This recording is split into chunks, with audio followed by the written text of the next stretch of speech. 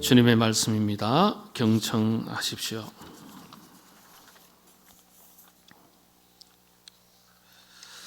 베드로는 아랫뜰에 있더니 대제사장의 여종 하나가 와서 베드로가 불 쬐고 있는 것을 보고 주목하여 이르되 너도 나사렛 예수와 함께 있었도다 하거늘. 그러나 베드로가 저주하며 맹세하되 나는 너희가 말하는 이 사람을 알지 못하노라 하니 닭이 곧 두 번째 울더라. 이에 베드로가 예수께서 자기에게 하신 말씀 곧 닭이 두 번 울기 전에 네가 세 번 나를 부인하리라 하심이 기억되어 그 일을 생각하고 울었더라. 아멘. 이 시대의 특징이 무엇이겠습니까? 여러 가지 있겠죠. 그러나 이렇게 설명합니다. 깊이가 없다. 깊이가 없다. 이게 무슨 뜻일까요? 세계적인 경영 컨설턴트라고도 알려져 있고 미래학자라고도 일컬음을 받는 니콜라스 카라는 분이 계십니다. 이분이 생각하지 않는 사람들이라는 자신의 저서에서 이렇게 오늘 우리 시대를 설명을 했습니다. 인터넷 시대는 인간의 사고를 깊이에서 표면으로 이동시킨다. 깊이가 없다는 뜻이에요. 깊이 생각 안 한다는 거예요. 그래서 오늘 우리 시대는 그 어느 시대보다도 인문학이 필요한 시대라고 주장했습니다. 인문학의 핵심은 정점은 철학이거든요. 사고의 힘을 키우는 거예요. 인문학의 핵심은 생각의 힘을 키우는 거예요. 생각의 힘이 있어야 통찰력이 생기고 통찰력이 생겨야 분별력이 생기는 거거든요. 기독교도 마찬가지죠. 인간 영혼의 깊은 세계를 다룹니다. 깊이의 세계죠. 말씀을 깊이 있게 생각하는 것, 신앙생활이 그런 영적 깊이를 추구해야 되겠죠. 그렇지 않으면 본질을 놓치고 본질이 흐려집니다. 그래서 우리가 하나님의 말씀을 대할 때 성경을 겉으로만 읽을 것이 아니라 깊이 있게 거듭 깊이 생각하면서 읽으셔야 합니다. 이 속에서 샘물처럼 솟는 영적인 교훈을 찾아내고 맛볼 수 있기 때문입니다. 오늘은 베드로의 이야기인데요. 예수님과 베드로의 대화, 첫 만남, 그 가운데 주고받았던 대화, 그 대화를 보면 베드로의 대답이 참 멋있습니다. 선생님, 제가 밤이 맞도록 밤새도록 그물을 던졌지만 빈 그물만 걷게 되었습니다. 그렇지만 말씀에 의지해서 깊은 데로 다시 던지겠습니다. 말씀에 의지해서 깊은 데로 다시 던지겠습니다. 결과는요, 물고기가 배에 가득 차고도 친구의 배를 청할 정도로 놀라운 사건이 일어납니다. 이게 어떤 의미일까요? 말씀에 의지해서 깊은 데로 던지겠습니다. 영적 깊이를 더해가는 거예요. 영적 깊이를 더해갈수록 얻는 유익이 하나님의 크신 은혜입니다. 오늘은 마가복음서 40번째 시간인데 베드로의 신앙을 살펴보도록 하겠습니다. 베드로의 신앙이 오늘 우리들의 신앙이 되어서 영적 깊이를 더해가는 우리의 삶이 될 수 있기를 바랍니다. 복음서 전체를 보면은 주님께서 베드로에게 세 가지 질문을 하셨습니다. 세 가지 질문이에요. 주님께서 십자가에 달려 죽으시기 전 두 가지 질문, 그리고 부활하신 이후에 한 가지 질문, 베드로에게 던지신 세 가지 질문. 이게 어쩌면 오늘 우리들에게 던지시는 주님의 질문이거든요. 오늘은 십자가에 달려 죽으시기 전 베드로에게 던지셨던 두 가지 질문을 바탕으로 베드로의 신앙 세계의 영적 깊이, 교훈을 찾아보도록 하겠습니다. 첫 번째 질문인데요. 요한복음서 1장에 보면은 예수님께서 베드로를 처음 만났을 때 이렇게 말씀하십니다. 네가 지금까지는 시몬으로 살았지만은 앞으로는 베드로라는 이름으로 살아가라. 예수님께서 그 이름을 고쳐주셨어요. 새 속의 사람이 아니라 영적인 사람으로 살아가라. 그런 뜻이죠. 예수님께서 베드로를 두 번째 만났을 때가 누가복음 5장에 기록되어 있습니다. 밤새 호수에서 고기를 잡았지만은 빈 그물로 거뒀습니다. 그때 예수님께서 참 짧지만은 아주 중요한 말씀을 베드로에게 하셨어요. 조금 전에 서두에 말씀드린 대로 깊은 데로 그물을 던져라. 깊은 데로. 영적인 관점에서 보면 우리 자신에게 새롭게 적용할 수 있는 말씀입니다. 내 인생의 그물을 깊은 데로 던져라. 이건 현상적인 물리적인 물의 깊이를 말하는 게 아니에요. 영적인 세계, 신령한 세계, 진리의 세계를 추구하라는 말씀입니다. 세상에도 그런 깊은 곳을 추구하는 사상가들, 철학자들이 많습니다. 그런데 성경은 그보다 더 중요한 것을 말합니다. 누가복음서 5장 5절이에요. 5장 5절. 시몬이 대답하여 이르되 선생님 우리들이 밤이 새도록 수고하였을 때 잡은 것이 없지만은 뭐라고요? 말씀에 의지해서 내가 그물을 내리리이다. 바로 말씀에 의지해서 말씀에 깊은 데로 던지겠습니다. 그랬더니 요즘 시쳇말로 대박이 났습니다. 그때 베드로가 뭐라 그러죠? 주여 저를 떠나소서. 저는 죄인입니다. 자기의 한계, 자기의 연약함, 자기의 죄성, 자기의 실존을 본 거예요. 이 한마디에 그게 다 들어가 있는 겁니다. 주여 저를 떠나소서. 저는 죄인입니다. 우리 신앙인의 신앙이 여기에서부터 시작되는 겁니다. 내가 부족한 것, 내가 약한 것, 허물이 많은 것, 우리 자신이 죄인이라는 사실에서부터 그걸 인식하는 것에서부터 시작이 되는 겁니다. 거기에서부터 신앙이 시작되고 신앙의 깊이가 되어가는 것입니다. 자기 한계, 자기 실존, 자신이 죄인이라는 사실을 깨닫는 것. 그래서 자기 한계를 모르고 자꾸 높아지려는 것을 성경에서는 교만이라고 말합니다. 성경을 기준으로 하나님께서 제일 싫어하는 죄가 뭐죠? 가장 싫어하는 죄가 교만입니다. 베드로가 우리의 신앙이 어디에서부터 출발해야 되는지를 정확하게 보여주는 것입니다. 교만은 하나님께서도 싫어하지만 사람도 싫어하죠. 예수님께서 이렇게 만나게 한 베드로에게 나중에 이런 질문을 하셨습니다. 베드로에게 하신 세 가지 질문 중에 첫 번째 질문입니다. 이건 우리에게도 적용하는 겁니다. 마태복음 16장 15절 16절에 있는 말씀인데요. 너희는 나를 누구라 하느냐? 베드로에게 물으신 거예요. 너는, 그리고 제자들 곁에 서 있죠. 나를 누구라 하느냐? 우리들에게도 그대로 적용이 됩니다. 우리가 각자가 예수님을 누구로 알고 믿고 사는 애가 그 사람의 삶이고 운명입니다. 이 세상과 내세, 다음 세상 천국을 연결하는 중요한 질문이에요. 그때 베드로가 명대답을 합니다. 그게 16장 16절이죠. 마태복음. 시몬 베드로가 대답하여 이르되 주는 그리스도시요 살아계신 하나님의 아들이시니다. 예수님께서 이 대답을 들으시고 아주 흡족해 하시면서 내가 네 신앙 고백 위에 내 교회를 세우겠다. 일자 무식했던 베드로가 영적 깊이를 더해가면서 이처럼 놀라운 신앙 고백을 하게 됩니다. 우리도 영적 깊이를 더해가면 더해갈수록 우리의 신앙 고백 역시 이처럼 달라질 수 있기를 바랍니다. 첫 번째는 너희는 나를 누구라 하느냐 그랬죠? 자, 두 번째 질문으로 넘어갑니다. 베드로에게 하신 두 번째 질문에서 깊이를 더해가는 베드로의 신앙 세계를 살펴볼 수 있습니다. 두 번째 질문이 어떤 질문인지 아세요? 이 두 번째 질문을 우리 일반 성도님들이 잘 모르는 경우가 있습니다. 놓치는 경우가 있어요. 그래서 우리가 성경을 읽을 때 깊이 있게 읽는 게 참 중요해요. 이걸 놓치면 안 되거든요. 두 번째 질문 뭘까요?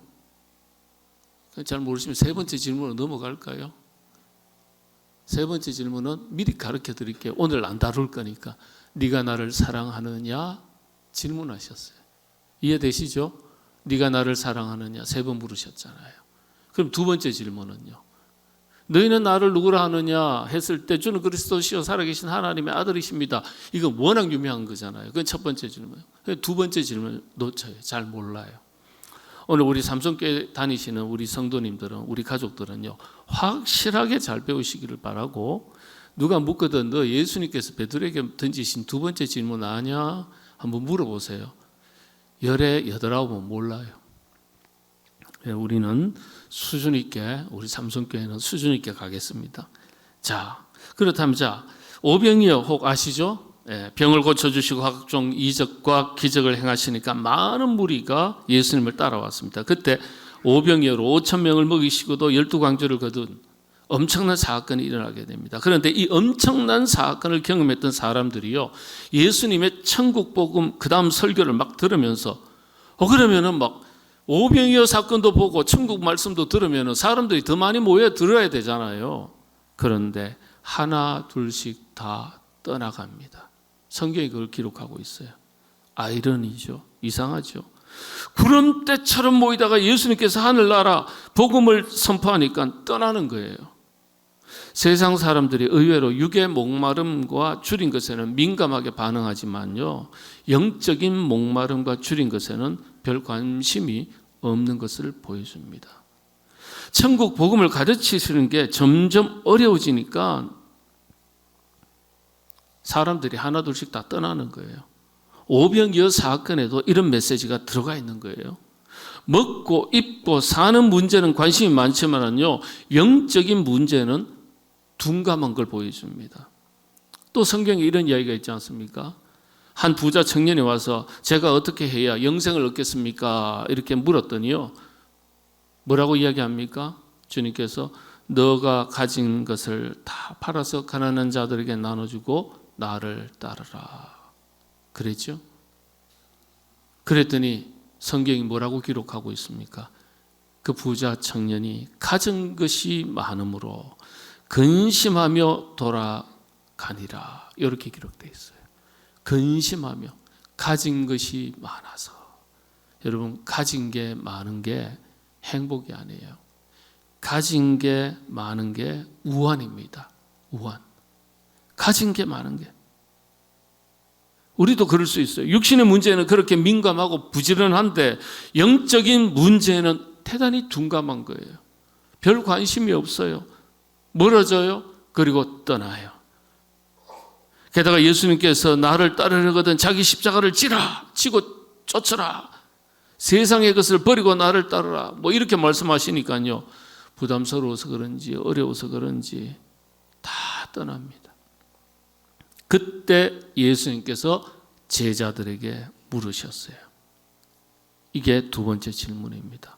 요한복음서 6장 66절에서 67절의 말씀입니다. 제가 봉독하겠습니다. 그때부터 그의 제자 중에서 많은 사람이 떠나가고 다시 그와 함께 다니지 아니하더라. 예수께서 12 제자에게 이르시되 너희도 가려느냐? 너희도 가려느냐? 이게 두 번째 질문입니다. 첫 번째는 뭐라고요? 너희는 나를 누구라 하느냐? 두 번째는요, 너희도 나를 떠나려고 하느냐? 세 번째는 네가 나를 사랑하느냐? 제자들에게 던지신, 특히 베드로에게 던지신 세 가지 질문입니다. 이 두 번째 질문이 참 중요합니다. 그 질문에 베드로가 이렇게 대답을 합니다. 요한복음서 6장 68절인데요. 시몬 베드로가 대답하되 주여 영생의 말씀이 주께 있사오니 우리가 누구에게로 가오리이까? 역시 베드로입니다. 역시 가장 먼저 나서서 대답을 하는 거예요. 원래 이 베드로라는 사람이 성질이 좀 그래요. 급하거든요. 성질대로 살잖아요. 우리 말씀대로 믿음대로 안 살고. 영생의 말씀이 주께 있사오니 우리가 누구에게로 가오리까? 기가 막힌 대답이에요. 여러분, 이런 대답도 아무나 하는 것 아니에요. 여러분, 우리 모두 베드로의 두 번째 대답처럼 세상 사람들은 세상 것에 마음을 두고 살지만은요, 그리스도인들은 영생의 말씀에 여기 있사오니 우리가 어디로 가오리까? 영생의 말씀에 마음을 두고 천국 소망에 마음을 두고 신앙의 터전인 우리 교회에 마음을 두고 맡겨주신 복음의 사명을 마음을 두고 여러분들 힘써 살아가시게 되기를 바랍니다. 예? 참 이 두 번째 질문. 자, 오늘은 두 가지 질문 다룬다 그러니까 여기까지 끝내면 얼마나 좋겠습니까? 조금만 더 살피겠습니다. 베드로의 신앙세계. 오늘 마가복음서 14장 읽지는 않았습니다만은 앞부분을 보면 마가복음 14장에 보면 베드로 이야기가 많이 기록되어 있어요.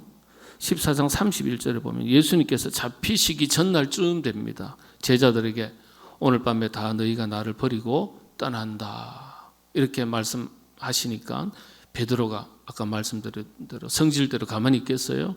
그게 31절에 나와 있어요. 베드로가 힘있게 말하되, 아주 그냥 힘있게 말한다는 거예요. 그냥 장담하는 거예요. 내가 주와 함께 죽을지언정 주를 부인하지 않겠나이다 하고 모든 제자도 이와 같이 말하니라. 베드로만 그런 거 아니에요. 그 곁에 있던 제자들도 주님과 죽을지언정 절대 부인하거나 떠나지 않겠습니다. 예. 아주 큰 소리 칩니다. 내가 주님 향한 일편단심인데 어떻게 내가 주님을 부인하겠습니까? 죽으면 죽었지 부인하지 않겠습니다. 한국 성도들이 잘못 알고 있는 게 베드로만 그렇게 고백한 줄로 알고 있어요. 그때 제자들이 다 그렇게 고백했습니다. 우리도 그렇지 않습니까? 말은 청산유수입니다. 신앙은 말이 아니라 행동으로 보여줘야 돼요. 고백으로만 그치면 안 되죠. 그렇게 말했던 베드로의 현주소를 성경이 보여줍니다. 오늘 우리들의 현주소예요. 그게 마가복음서 14장 54절입니다. 베드로가 예수를 멀찍이 따라 대제사장의 집들 안까지 들어가서 아랫 사람들과 함께 앉아 불을 쬐더라. 멀찍이 예수님을 멀찍이 따라가더라는 거예요. 얼마나 고민했겠습니까? 바짝 따라 붙어서 가면 위험하고 너무 멀찍이 떨어지면 조금 전에 했던 말도 있고 그렇지 않습니까? 내가 죽으면 죽었지 절대 주님 부인하거나 떠나지 않겠습니다 했던 자기 말이 있으니까 안 따라갈 수는 없고 따라가자니 가까이 따라 붙어가자니 위험하고 얼마나 고민스럽겠어요. 그래서 위험하지도 않고 체면도 안 상할 만큼 멀찍이 떨어져서 가는 겁니다. 이건 안 가는 것도 아니고 바짝 쫓아가는 것도 아니고 성경이 기가 막힌 표현을 한 거예요. 멀찍이 예수를 따라. 거리를 재느라고 얼마나 머리가 아팠겠나. 예, 그런 생각이 듭니다. 여러분, 이게 우리의 현주소예요. 신앙생활도 그렇게 거리를 두고 너무 멀리 떨어져 있지도 않고 너무 가까이 하지도 않고 그런 경우가 있지 않습니까? 예배를 안 드리는 것도 아니고 드리는 것도 아니고 어떨 때는 징검다리로 빼먹기도 하고 직분과 역할이 있는데 직분과 역할은 있어도 헌신된 삶의 내용은 없고 또 너무 안 하면은 또 체면에 구기니까 하기는 하는데 뜨거움은 없고 우리가 그런 신앙을 뭐라고 부를까요? 앞으로 그런 신앙 보시면 멀찍이 신앙. 앞으로 그렇게 부르시기 바랍니다. 아멘이 없으시네요. 예, 멀찍이 신앙이에요. 멀찍이 신앙. 같은 말씀이 요한복음서 18장 18절에 있는데 요한복음서 18장에서는요 이렇게 표현되어 있습니다. 이런 글이 표현되어 있어요. 그때가 추운 거로 종과 아랫 사람들이 불을 피우고 서서 쬐니 베드로도 함께 서서 쬐더라. 평범한 글이죠. 추우니까 모닥불 지펴놓고 불을 쬐다는 거예요. 뭐 그럴 수 있는 거잖아요. 근데 이 깊은 성사학자들은요 이 구절을 대단히 중요하게 해석합니다. 베드로가 하인들 중에서 섞여서 손으로 불을 쬐고 있더라. 참 그 말씀이 의미가 있어요. 세상 불을 쬐고 있는 거예요. 세상 불을. 가슴에 은혜의 불이 꺼지고 성령의 불이 꺼지니까 세상 불을 쫓는 거예요. 여러분 손바닥에 숯불을 쬐어서 모닥불을 쬐어서 그 얼마나 따뜻하겠습니까? 그게요. 자기 가슴에 성령의 불, 믿음의 불, 은혜의 불이 꺼지면, 확신의 불이 꺼지면 손바닥으로 세상 모닥불을 쬐는 거예요. 세상 불을 찾는 거예요. 여러분, 우리가 예수님을 그런 모습으로 따르고 있지는 않은지 우리 자신을 깊이 있게 한번 돌아보셔야 됩니다. 바라기는 여러분의 심령 가운데 은혜의 불, 성령의 불이 타오르시게 되기를 바랍니다. 한 가지 마지막 더 보겠습니다. 마가복음서 오늘 읽었던 14장 72절인데요. 멀찍이 따라가다가 모닥불 손바닥으로 쬐고 있던 그 베드로, 그런데 그 베드로가 예수님 말씀하신 대로 닭 울기 전에 네가 3번 나를 부인하리라 부인했습니다. 나중에는요, 기록에 보면 저주하면서 부인했다 그랬어요.